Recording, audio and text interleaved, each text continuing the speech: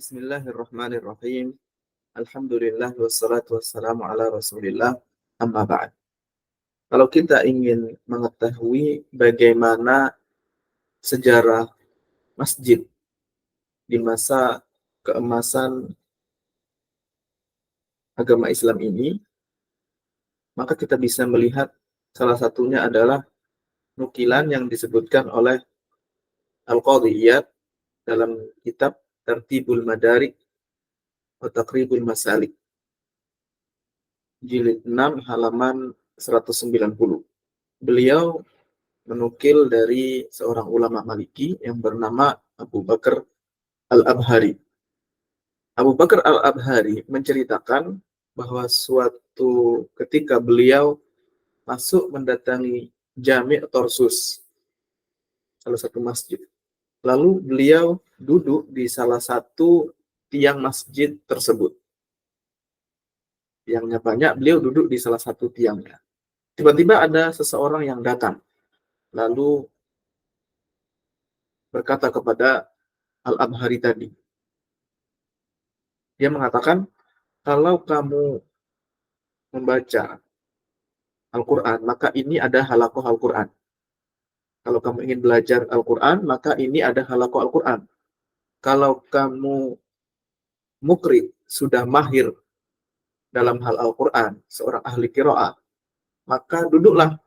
Nanti akan ada orang yang membaca kepadamu, yang belajar membaca Al-Quran kepadamu. Kalau kamu seorang yang faqih, mahir di bidang fikih, maka duduklah.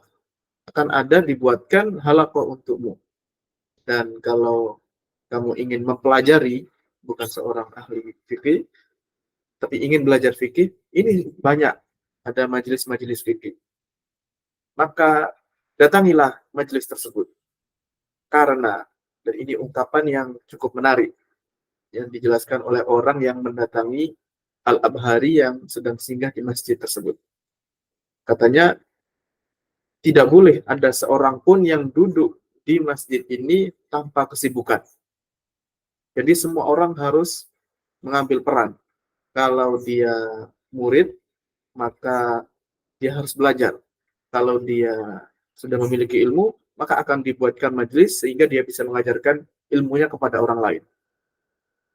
Jadi ini adalah kisah yang cukup menarik, yang menunjukkan bagaimana peran masjid dalam keemasan masa Islam.